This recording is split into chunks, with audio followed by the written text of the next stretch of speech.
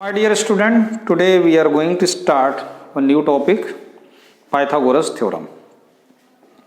और Pythagoras theorem को prove करने के पहले हम लोग एक थ्योरम करेंगे, theorem number 6.7।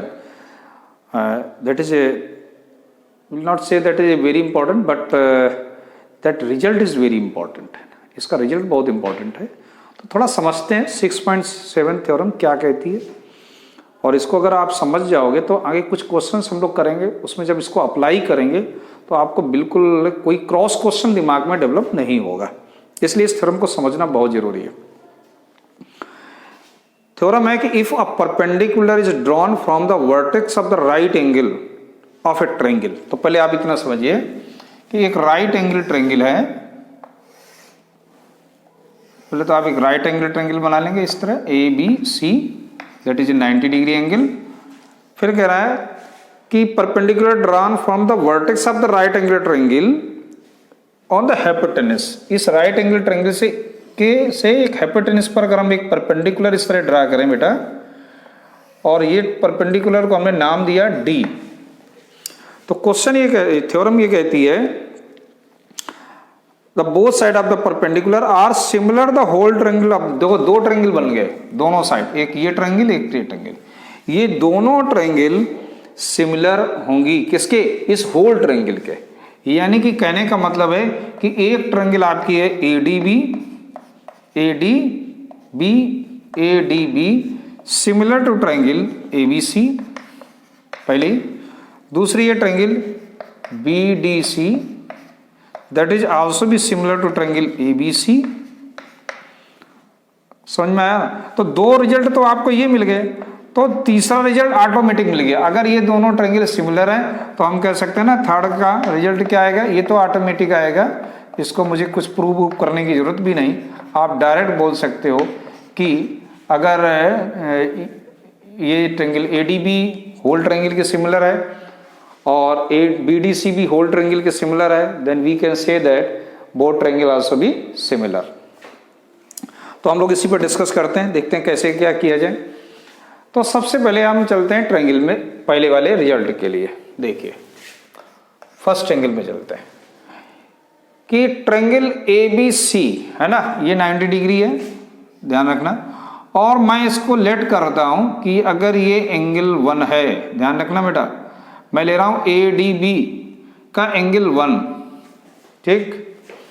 In triangle ABC and triangle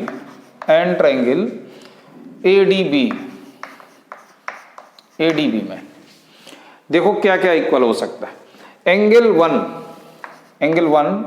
equal to angle 1, या आप एंगल 1 नाम देके आप डायरेक्ट लिख सकते हो। Angle A equal to angle A Y, that is a common angle दोनों ही ट्रायंगल में। भाई अगर ABC की बात करें तब भी A है, और ADB की बात करेंगे तब भी A है आपके पास।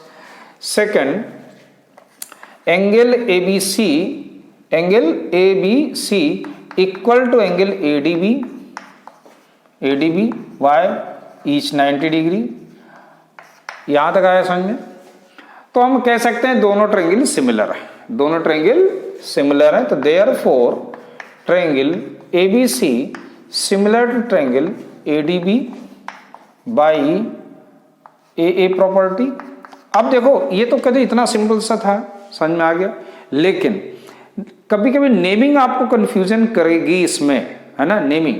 तो हम लोग, ये तो आपको समझ में आ गया, इसलिए मैं इसको थोड़ा रफ करके देखता हूं, इसको हमने नेमिंग कैसे बनाएंगे। देखो अगर ABC है तो देखो A तो कॉमन है दोनों ट्रायंगल में, तो यहां A फर्स्ट प्लेस पे है, तो मैंने इस दूसरी वाली ट्रायंगल को भी क्या लिया, फर्स्ट प्लेस पे। B ABC की बात कर रहा है, देखो ABC 90 डिग्री है, ABC 90 है, और इसका क्या होगा ADB 90 है, AD, ठीक, और B ऑटोमेटिक आ गया, तो बाई AA प्रॉपर्टी आ गया समझ में। तो फर्स्ट पार्ट हो गया ऐसे। सेकेंड पार्ट के लिए देखो, in triangle ABC and triangle, और दूसरा ट्रायंगल हमने लिया BDC। अब इन दोनों में देख लो, इसमें एंगल C आपका कॉमन हो रहा है ना, So you can say that angle C equal to angle C. Why? Just common. And angle ABC also be equal to angle BDC. Why? So you can say that each 90 degree. Understood? So therefore you can say that triangle ABC similar to triangle BDC. Naming same, जैसे अभी मैंने explain किया, समझाया आपको, उसी तरह से इसकी नेमिंग हो गई। ठीक। एंड थर्ड रिजल्ट हमने कहा था किसी प्रूविंग की जरूरत नहीं पड़ेगी, सिंस ट्रायंगल